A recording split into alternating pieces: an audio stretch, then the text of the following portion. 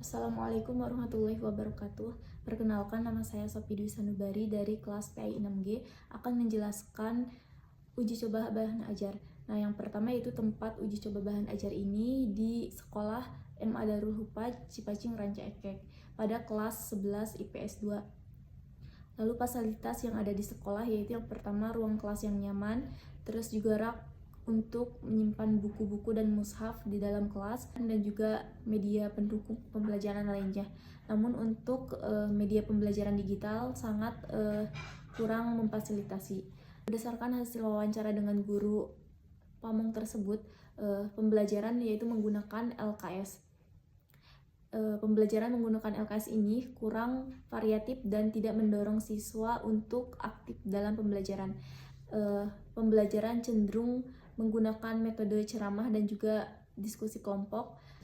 Tahap uji coba bahan ajar ini yaitu dengan melanjutkan materi yang sudah ada di LKS dan pembelajaran menggunakan metode pembelajaran interaktif.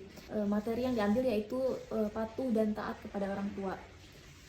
Pertama yaitu ada apresiasi, pertanyaan memantik, terus juga memahami 2 ayat Al-Quran tentang patuh dan taat kepada orang tua. Terus juga ada 2 hadis tentang yang berhubungan dengan materi tersebut. Lalu mari mengimplementasikan. Siswa dituntut untuk memberikan contoh dari hadis dan juga ayat Al-Quran tersebut dan mengimplementasikannya. Setelah itu siswa dibagi kelompok dan di sini siswa dituntut untuk aktif dalam pembelajaran ini. Setelah itu per kelompok melanjutkan untuk presentasi dari hasil memahami ayat dan juga ayat Al-Quran dan hadis tersebut. Selanjutnya ada evaluasi. Evaluasi tersebut meliputi soal-soal yang sudah dipahami dalam materi pembelajaran Al-Quran hadis ini.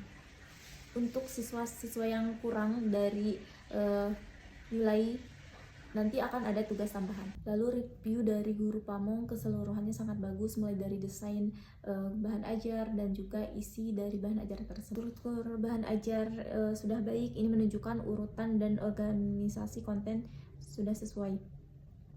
Terus juga muatan materinya sudah bagus, akan tetapi perlu dikurangi. Kan tadi ada 2 hadis dan juga 2 ayat Al-Quran yang menjadi sumber pembelajaran ini. Nah, untuk review dari guru pamongnya sebaiknya 1 materi saja, 1 dari ayat Al-Quran dan 1 dari hadis. Selanjutnya itu hasil akhir dari bahan ajar ini. Desainnya diubah lebih ke formal karena ini untuk anak MA, dan juga desain yang tadinya ada animasi diganti menjadi gambar-gambar yang lebih nyata, yang lebih real. Nah, yaitu yang pertama ada peta konsep, ada tujuan pembelajarannya, terus kompetensi yang harus dicapai, ada apresiasi sebelum ke memahami materi siswa untuk membaca. Nah, terus ada juga pertanyaan memantik.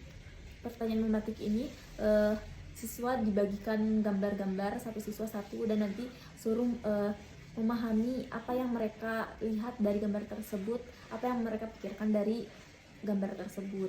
Terus lanjut ke memahami ayat Al-Quran. Di sini ada juga ayat Al-Qurannya, arti dan juga dijelaskan isi kandungan ayat tersebut.